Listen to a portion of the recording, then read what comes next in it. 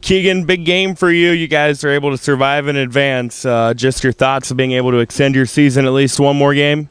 It's been a fun season, really short, crazy. Few games in, but it's been a really good season. I'm glad we had it. Yeah, does it feel weird to already be in the postseason where, I mean, every game is win or go home? It seems like the season just started and now here we are, crunch time. Yeah, it's for sure a little different because baseball is always feels like the longest season. It's nice and hot, but yeah, it's crazy. You guys played them Wednesday, didn't have much trouble with them. Obviously different pitching matchups, maybe kind of a premonition of what was to come. But what did you guys take away from that game that you feel like was able to help you guys this week? We knew their hitters a little bit. We tried to hit our spots. Obviously I didn't in that last inning, but other than that we hit our spots fairly well. And that's what we took away is their hitters.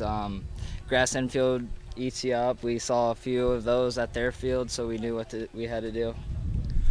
Big game at the plate for you, 3 hit, 3 RBI. What were you seeing? All he had was a fastball, so that was nice. But I just sat back, took what I wanted, and it all worked out. Also, you came in relief of Colby, a couple of strong innings there. I know maybe the 7th inning didn't start the way you wanted to, but still able to clamp down and hold on for the win. What was working for you on the mound? I just hit my spots, and they were popping them up, and it worked out. Don't know who you're going to face yet. You've seen both these teams this year, and you've beat both these teams this year. But how do you guys try to get ready for Tuesday? We're going to come in obviously, we're going to come in ready to go. We're going to take it as win or go home, and we don't want to go home yet. So we're going to do our best. Coach, survive in advance is the name of the game. You guys are able to do that today with a win over East Union. Your thoughts? Yeah, you hit the nail on the head there. It wasn't the prettiest. The first 4 innings, errors, self-inflicted wounds there, and that's kind of been our Achilles heel this whole season. Sometimes we play at a very high level. The first week of the season was honestly that level when we met Bedford and Lennox the first time, and now since then we've had highs and lows and inconsistent play. It's just piecing it together, and we were able to do it this game, and we knew it was going to be a different game. It's a decent pitcher. He has a good fastball, so the kids were ingrained with that. It's going to be a different game. Get that 22-2 out of your head. We knew we weren't going to 10-run them, so we were happy with what happened at the end of the game and surviving in advance. You guys had kind of a 6-0 spurt there in the middle part of the game to blow this game open. What was it that flipped a switch for you guys? You see one player do well, people feed off of it, whether it's a hit or someone gets to first base on a walk or a drop third strike or something that sparks it.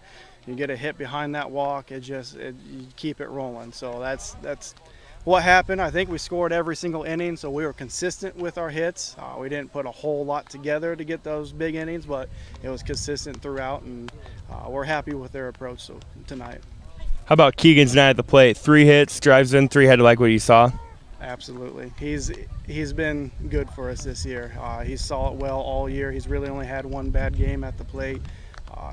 He saw it tonight. He saw that fastball coming in, low 70s. That's his jam, and he did well. That last pitch, that pitcher dropped down through sidearm. Hadn't seen it all night. Curveball. I said that's one of the better hits I've seen this year. Took it out and got a bloop single out this right field. So you knew he was on and seeing it well tonight. Colby on the mound was able to kind of keep his pitch count down a little bit. What'd you like from him? Yeah, he's struggled at times this year too. A little inconsistent, a lot more base on balls than he has in the past. So we've been working with him on that.